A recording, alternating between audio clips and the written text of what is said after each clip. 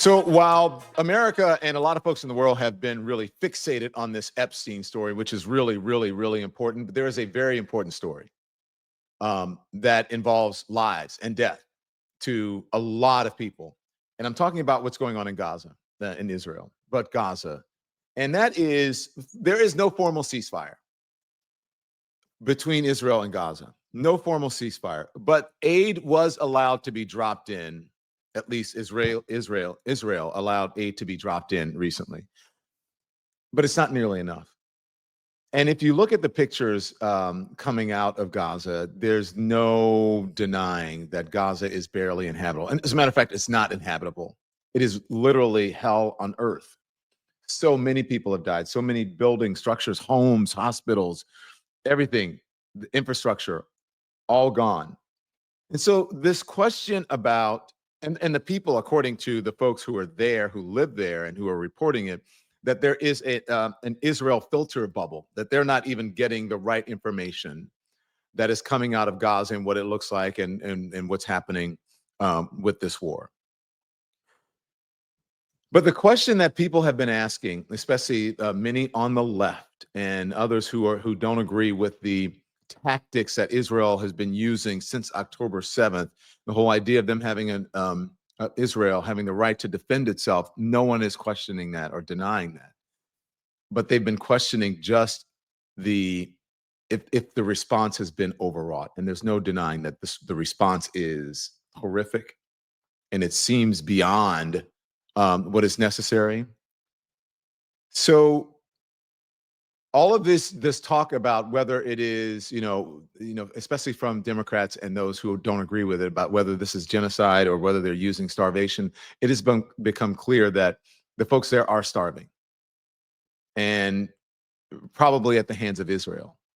And so I want you to take a look at this. This was a conversation that was had by an Atlantic writer and John Heilemann this recently on Morning Joe, and I think it was a fascinating conversation. And actually more direct than I've heard anyone discuss what's happening in Gaza. Watch. It seems that Israel is handing those who want to accuse it of genocide against the Palestinians in Gaza, they're handing them a very strong argument, because that is, again, when you start using starvation as a tool of warfare, it is not only a war crime, but it starts to give a strong, as I said, a strong argument to those who say this is a policy of genocide. And it's hard for me to see it some other way, even bending over backwards to try to give Israel the benefit of the doubt. I mean, we should all be able to agree that feeding starving children is a moral imperative. The decision that the Israeli government took last March to assume control over food distribution in Gaza when there was no real plan for being able to effectively distribute aid has really been the catastrophe from which this has all unfolded. In Israel itself, there is this epistemic closure that Israel lives within this filter bubble where the images, the horror, the facts on the ground that there is starvation taking place, that there are these hard limits on the amount of food flowing in, haven't really penetrated. That Israelis kind of price in all of these criticisms as part of global anti-Semitism, or they say that these institutions are all aligned against them. And I think one of the things that I find so troubling is how the Israeli public is so untroubled at this stage by these things that just tug at the heartstrings of everybody who opens a newspaper or logs on to social media. And what I also find a bit makes me despondent is that fixing this problem isn't that easy. Gaza is a failed state. Nobody has control over the strip. Governance it doesn't exist. There are not just rampant hunger. There are gangs. There is Hamas, and so I think fixing this at this stage, it's gone on too long. But it's gone on too long for there to be necessarily easy solutions to just flooding the zone with food. So obviously that will not be enough. And I can't even, some of the stories and the images and I see coming out of Gaza, it hurts to watch. It should hurt anyone's heart to see children who are parentless, familyless, homeless, and who are starving. And again, a conversation a little bit later on, this time with John Heilemann again and David Remnick from the New Yorker. By the way, the New Yorker has done a fantastic piece on what is happening in Israel, in Gaza, and I would urge you to read it. But this one discusses, again, they discuss in this conversation war crimes, whether this is a war crime, whether Israel is committing war crimes. Again, this tactic of starvation, and on the subject of war crimes, is saying, when asked the question, David Remnick said, what I can report to you is that there are many people who think that these are war crimes, including former members of the Israeli government. Here's John Heilemann and David Remnick.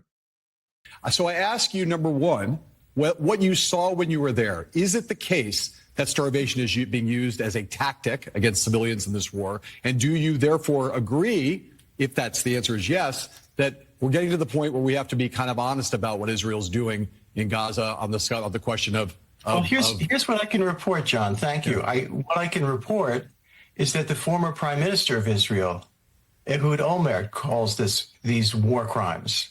What I can report is that Omer Bartov, who is probably the leading scholar, Israeli-born, fought in the 1973 war, teaches at Brown. What he says is that this amounts to genocidal behavior on the part of the Israeli government. I can report that Moshe Bogi Ya'alon, former defense minister under Netanyahu, who broke with Netanyahu, talks about ethnic cleansing in Gaza. So these are not just severe critics of Israel who innately hate Israel. These are also people within the Israeli establishment, as well as scholarly critics like Bartov. So this can't be easily dismissed as the terrible rhetoric of enemies of Israel. One of the crises that Israel now faces is that its reputation in the world is so immensely diminished, and this has ramifications too. No one doubts. I don't doubt that Israel requires peace and security for itself. At the same time that Palestinians require and should demand justice. And I hope all of that comes to all sides. But right now, the situation is worse than it's ever been, worse than it's ever been. These images that you see now, John, on your screen are reminiscent of times of terrible destruction and conflict in the region before 1948 and after. But they're worse. The death count is just dreadful. The displacement is dreadful. People I know, Palestinian friends I know, have lost not just a member of their family, but many members of their family, many friends. And how will they regard their futures going forward? So this portends to be really ugly, not just today and tomorrow, but for many years to come. Yeah, truly. And it's gone on for far too long. Look, October 7th is, was almost 2 years ago, exactly, in a couple months. And the bombing is still going on. And one can understand wanting to bring the hostages home, obviously. But to see such human destruction, and it appears to a lot of people's accounts that heartless. There's no other way but to call it heartless in many ways. Support comes from Mint Mobile. Let's be real. Summer should be about cookouts, should be about beach days, swimming, unplugging, not stressing over another outrageous wireless bill. So that's why so many people, including some of my own team, they're switching to Mint Mobile. With Mint, you get the same premium wireless service that you're used to. Same coverage, same speed, but for way less money. And right now, they're offering 3 months of unlimited service. 3 months of unlimited service for just $15 a month. All Mint Mobile plans come with high-speed data and unlimited talk and text on the nation's largest 5G network. And you can keep your phone, you can keep your number, and all of your contact. So my team's been using Mint, and they'll tell you that the quality is just as good as the big carriers. Crystal clear, reliable, and tons of data. This year, skip breaking a sweat and breaking the bank and get this new customer offer and your 3-month unlimited wireless plan for just $15 a month at Mint. mintmobile.com/Don Lemon. That's mintmobile.com/Don Lemon. Now, I need to tell you, upfront payment of $45 is required. It's the equivalent of $15 a month. It's limited time, new customer offer for 3 months only. Speeds may slow at 35 GB on unlimited plan, and taxes and fees are extra. So check with Mint Mobile for details. Support comes from Delete Me. Your personal information is being bought and sold online every single day. Your phone number, your home address, even family details, and that puts you at risk for scams, spam, even identity theft. Delete Me makes it fast and easy to take back control. They scan and remove your personal data from people, search sites, and data brokers all year long. And look, as someone with a public profile, I know how important privacy is. I've seen friends get doxxed. I've been doxxed. I've seen people get harassed, impersonated. It's not just annoying, it can be dangerous. So Delete Me gives you peace of mind. Right now, you can get 20% off just for being a listener. So text Don to 64000 to get started. That's Don to 64000 for 20% off of your Delete Me plan. Message and data rates may apply. One of the most important conversations that I heard, again, in the same broadcast, so I commend them for having these great panel discussions. But one of the most interesting and I think fascinating facets of this, and that's Benjamin Netanyahu, and how many people feel to have this conversation, a fair conversation about Israel and Gaza, is a perilous one. And it's a conversation that many people avoid because they don't want to be called anti-Semitic or anti-Zionist or bigoted in any way, or anti-Israel or whatever, simply because they are concerned about humanity and concerned about innocent people losing lives in Gaza. And I think many people feel trapped if they say these things, that they're going to be called inherently anti-Semitic, when that's not the case. Especially younger folks here, and even younger Jewish folks as well feel the same way. So Reverend Al Sharpton asked David Remnick a question about that, about Benjamin Netanyahu's now present and future, who's keeping him in power, how he is, there's an extremist faction, a very right-wing faction in Israel that's keeping him in power, and he is beholden to them. And the folks there, the far right, they want a longer war. They want war and they want occupation. But Benjamin Netanyahu is the linchpin here. And there are many who believe if Benjamin Netanyahu was gone, that it would be better for Israel. And so the question is, again, that why people want to avoid this. And as Al Sharpton will tell you here, it adds a layer of complexity on top of it, because if you give a fair assessment, even if it's a fair assessment, and you criticize what is happening with the IDF and the Israeli government, it is believed that you're criticizing the Israeli people and that you're anti-Semitic. So here's their conversation. The bottom line here is this is really Netanyahu.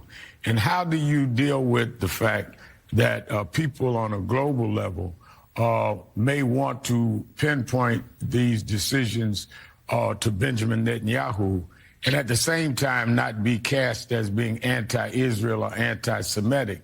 It gives a real kind of complexity, because what Netanyahu's advocating is clearly something you're saying that a lot of people in Israel is not seeing being done. Well, Reverend, 70% of the people in Israel want this war to be over, and they've wanted it to be over for many months. That should be clear. They have wanted this to be over, and because of the complicated politics of Israel and Netanyahu's, I don't know whether to call it masterful use of coalition politics, has allowed his right wing in the coalition to both keep him in power, and he is behaving in obedience to it. If in March, Ben-Gvir and Smotrich, the two ministers who are the farthest and the right in his coalition, said cut off aid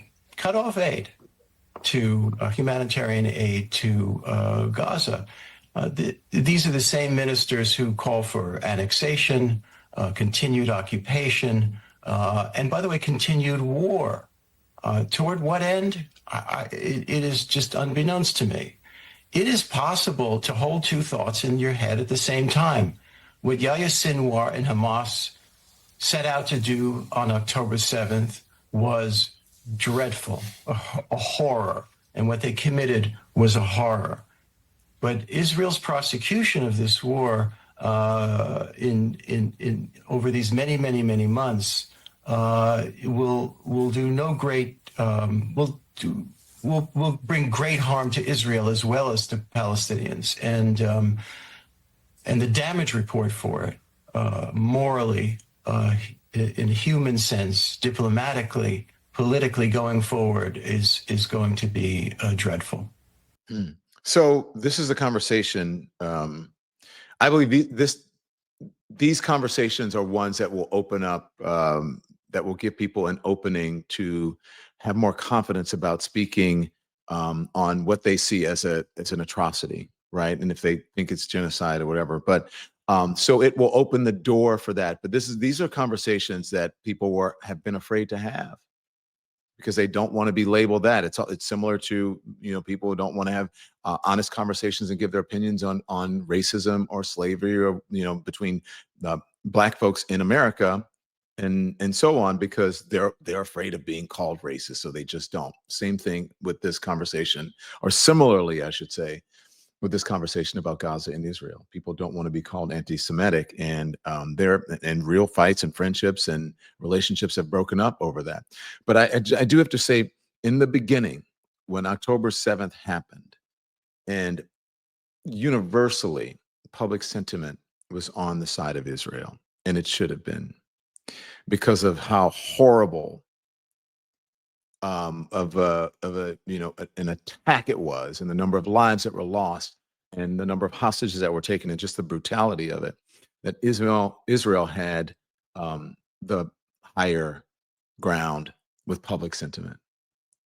And the warning was from experts and just observers, regular citizens, even myself. It's like Israel had to be careful about the response and how they defended themselves, because if they lose that moral high ground, what has happened in the culture, that it would come to this, all of the things, that the protests that were happening on campus, how it ended up becoming a huge issue in the 2024 election. And now, according to all these sources that you have there, people who are actually on the ground, and then folks there who are Jewish, who are saying that Israel has lost the sympathy and the moral high ground from the world because of their response here. While people can still understand and have empathy for the hostages and the family members, and for the folks who died on October 7th. So I think these are the kinds of conversations that people really need to have. And I have to tell you that I have to commend the people here for doing it, and commend the reporting, both by The Atlantic and especially by the New Yorker, because it's fascinating. And I do have to commend, look, Morning Joe, they get a lot of criticism for meeting with Donald Trump. I do have to commend them, although it wasn't Joe and Mika who were on today, but I do have to commend them for having the guts to have this conversation. And I hope they continue to, and I hope others will follow. Let me know what you think in the comments. Thanks everyone for watching. Your support means the world to us. So make sure you hit the like button and you subscribe to our channel to make sure that you never ever miss a video. We're live every day, 10 a.m. Eastern time. We drop even more content at 2 p.m. Eastern and 5 p.m. Eastern. And if you want more Don Lemon Show content, we'd love for you to become a member of the Lemon community, where you will receive access to special community posts. You'll get exclusive content and members-only live shows. So head over to our channel page or click the join button on this video. Again, thank you for watching. We appreciate your love and your support, and we will see you next time.